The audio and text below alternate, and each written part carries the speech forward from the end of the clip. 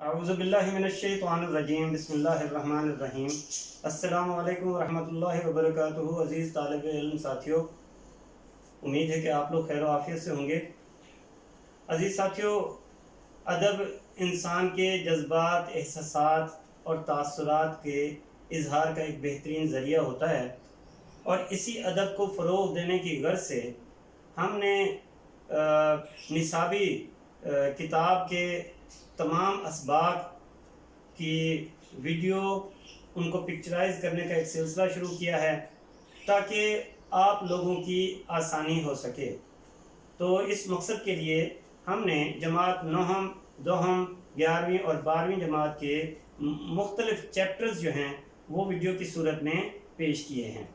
तो आज उसी सिलसिले की एक कड़ी जमात दोहम का हिस्सा नस्र का एक सबक अली बख्श, जिसके मुसन्निफ़ हैं कुदरतुल्लाह शहाब। हम अपने मौजू का आगाज़ करते हैं। सबक अली बख्श, मुसन्निफ़ कुदरतुल्लाह शहाब, जमात दोहम का ये मौजू। और आज हम इस वीडियो में तारुफ, अहम नुकात, खुलासा और मशकी सवालात के ज़रिए से इस सबक को समझने की कोशिश करेंगे। तो हम अपने मौजू की जानिब बढ़ते हैं। सबसे पहले मुसन्निफ़ का तारुफ। जी, ये अजीज साथियों वो मोहतरम हस्ती हैं जो अल्लामा इकबाल के वफादार मुलाजिम रहे हैं। 40 बरस तक इन्होंने अल्लामा इकबाल की खिदमत की, अल्लामा इकबाल के बच्चों की भी खिदमत की। और ये मुसन्निफ़ कुदरतुल्लाह शहाब जिन्होंने अपनी खुद नविश्त सवाने में अली बख्श का तज़किरा किया। तो आगे बढ़ते हैं। मुसन्निफ़ कुदरतुल्लाह शहाब पाकिस्तान के नामवर अदीब और ब्यूरोक्रेट कुदरतुल्लाह शहाब 1917 में गिलगित में पैदा हुए। गवर्नमेंट कॉलेज लाहौर से एमए इंग्लिश किया। 1941 में इंडियन सिविल सर्विस में शामिल हुए। आज़ादी के बाद पाकिस्तान के गवर्नर जनरल गुलाम मोहम्मद सिकंदर मिर्ज़ा और फिर सदर पाकिस्तान अयूब खान के सेक्रेटरी मुकर्रर हुए। अक़वाम मुत्तहिदा के इदारे यूनेस्को में भी अपनी खिदमात अंजाम दी। पाकिस्तान राइटर्स गिल्ड जैसा अजीम इदारा इन्हीं की कोशिशों से अमल में आया। कुदरतुल्लाह शहाब एक बहुत उम्दा नसर निगार और अदीब थे। वो ज़बान व बयान पर दस्तरस रखते थे। उनका असलूब सादा है। इसके साथ साथ उनकी तहरीरों में जाज़बियत और दिलकशी भी पाई जाती है। इनकी तसानीफ में या खुदा, नफसाने, मांझी और उनकी अपनी खुद नविश्त सवाने शहाबनामा काबिल ज़िक्र हैं। कुदरतुल्लाह शहाब ने 24 जुलाई 1986 को इस्लामाबाद में वफात पाई और वहीं दफन हुए। तो अजीज तलबा, इसमें इस तारुफ में मैंने उनकी शख्सियत और उनकी नस्री खुसूसियात जो खिदमात हैं वो भी यहाँ पे मैंने पेश कर दिया। तो एक मुख्तसर सा तारुफ है। अगर सवाल आ भी जाते हैं मुसन्निफ़ के तारुफ पर तो ये आप लिख सकते हैं। जी, आगे चलिए। अली बख्श सबक का ज़रा तारुफ देख लेते हैं। क्या है इस सबक में? इस सबक में मुसन्निफ़ कुदरतुल्लाह शहाब ने अली बख्श की खिदमत को अपने लिए एजाज़ समझा है। अली बख्श हकीमुल उम्मत, शायर मशरिक़, अल्लामा डॉक्टर मोहम्मद इकबाल का काबिल एतमाद खादिम था।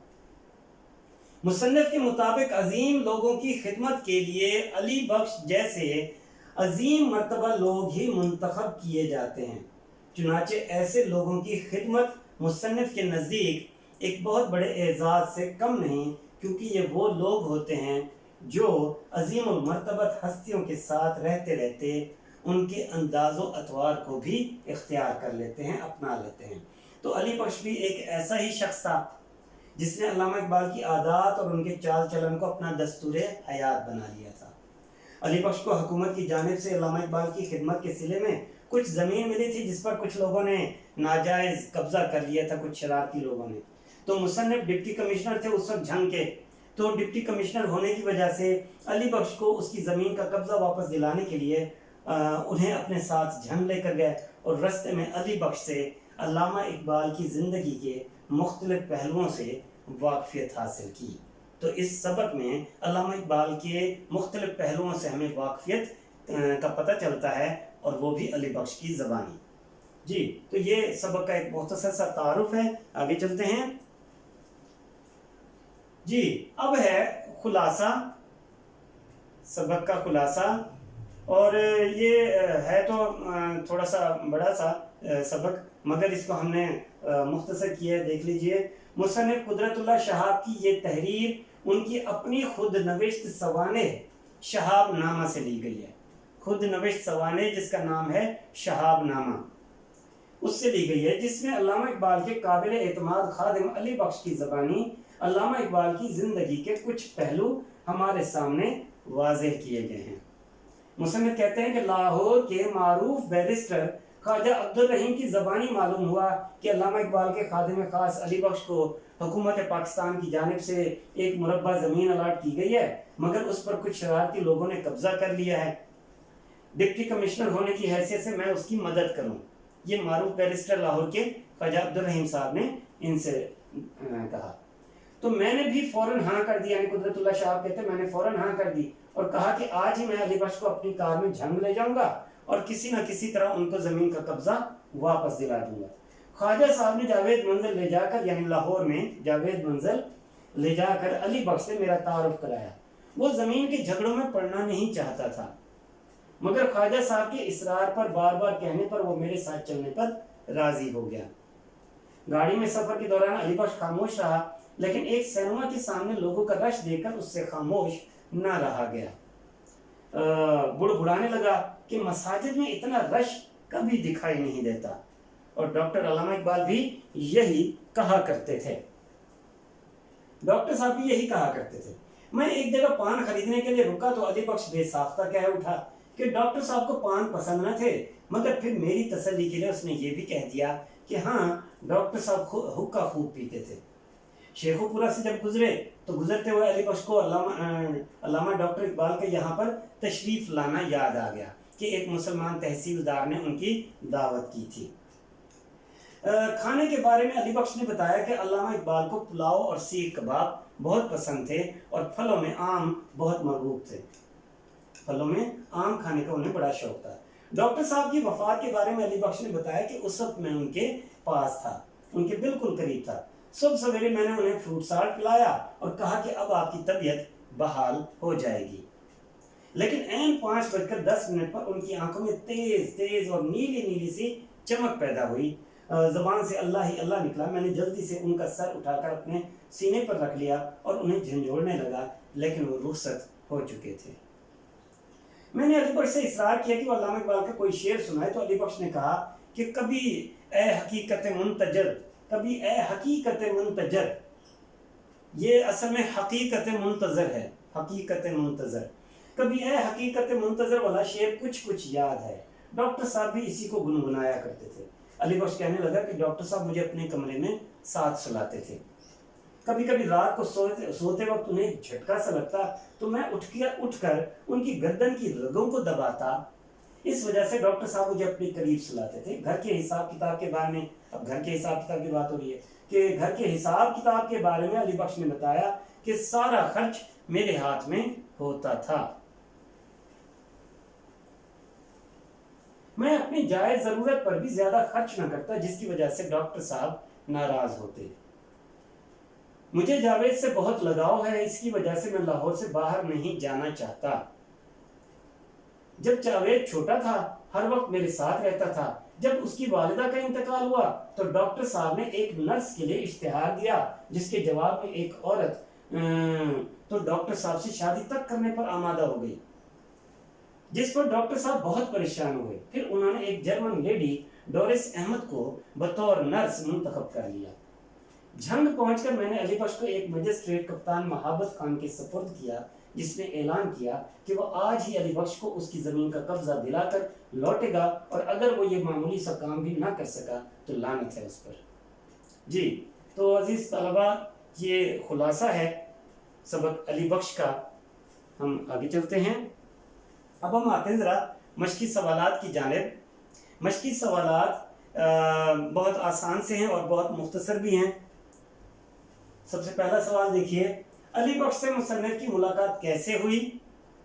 علی بخش یعنی مصنف قدرت اللہ شہاب سے کیسے ملے؟ تو مصنف قدرت اللہ شہاب کی علامہ اقبال کے خادم خاص علی بخش سے ملاقات لاہور کے معروف بیرسٹر خواجہ عبد الرحیم کے توسط سے ہوئی، جنہوں نے باتوں باتوں میں یہ تذکرہ کیا، یہ بات کی کہ حکومت کی طرف سے علی بخش کو کچھ زمین الاٹ کی گئی تھی جس پر کچھ لوگوں نے قبضہ کر لیا، اب آپ اس کی مدد کریں۔ چنانچہ مصنف خود خواجہ عبد الرحیم کے ساتھ جاوید منزل پہنچے، جہاں علی بخش سے ان کی ملاقات ہوئی۔ جی اگلا سوال دیکھیے، یہ اب اس میں علی بخش سے مصنف کی ملاقات جو خواجہ عبد الرحیم صاحب سے ہوئی تھی، معروف بیرسٹر کے ذریعے سے ہوئی تھی، وہ اس کا ذکر آ گیا۔ سوال نمبر 2 دیکھیے کہ علی بخش کو ایک مربع زمین کہاں اور کیوں الاٹ کی گئی، کس لیے؟ تو آسان سوال ہے، اس کا جواب دیکھیے۔ علی بخش علامہ اقبال کا وفادار ملازم تھا، جو علامہ اقبال کی خدمت میں تقریباً 40 برس تک رہا۔ اس کی خدمات کے اعتراف میں حکومت کی طرف سے اسے لائل پور، یعنی جو فیصل آباد ہے آج کل موجودہ فیصل آباد، جس کا پرانا نام لائل پور تھا، وہاں پر ایک مربع زمین الاٹ ہوئی تھی۔ تو ہم اس طرح سمجھ سکتے ہیں کہ علامہ اقبال کی خدمت کے صلے میں علی بخش کو ایک مربع زمین حکومت کی طرف سے دی گئی تھی۔ جی اگلا سوال دیکھیے، سوال نمبر 3، مصنف کے ساتھ کار میں بیٹھتے ہوئے علی بخش کے دل میں کیا وہم تھا؟ علی بخش کیا سوچ رہا تھا؟ تو جنگ کی طرف کار میں سفر کرتے ہوئے علی بخش مصنف قدرت اللہ شہاب کے بارے میں یہ سوچ رہا تھا کہ یہ بھی دوسرے لوگوں کی طرح مجھ سے ڈاکٹر صاحب کے بارے میں سوالات کریں گے، یعنی مصنف قدرت اللہ شہاب کے بارے میں یہی سوچ رہا تھا کہ دوسرے لوگ جس طرح مجھ سے ملتے ہیں وہ علامہ اقبال کے بارے میں سوال کرنا شروع کر دیتے ہیں، اس طرح مصنف بھی مجھ سے یہی سوالات کریں گے اور علامہ اقبال کی باتیں پوچھ پوچھ کر میرا سر کھپائیں گے۔ تو یہ سوچتے ہوئے علی بخش جو ہے وہ سفر کر رہا تھا۔ اگلا سوال دیکھیے، سوال نمبر 4، ایک سینما کے سامنے بھیڑ دیکھ کر علی بخش نے کیا کیا، کیا کہا؟ تو مصنف قدرت اللہ شہاب کے مطابق جب علی بخش نے ایک سینما کے سامنے لوگوں کا ہجوم دیکھا، یہ دراصل یہ ریفرنس ہے، یہ لکھنے کا مقصد، مصنف قدرت اللہ شہاب کا نام لکھنے کا مقصد جو ہے یہ دراصل اس سوال کا ریفرنس دینا ہے۔ مقصود یہی ہے کہ ریفرنس آ جائے، حوالہ آ جائے، کیونکہ سوال جو ایگزام میں دیے جاتے ہیں وہ ہر چیپٹر سے ایک سوال دیا جائے گا۔ اب کیسے پتہ چلے گا کہ یہ سوال کہاں سے دیا گیا ہے؟ ایک سینما کے سامنے بھیڑ دیکھ کر علی بخش نے کیا کہا؟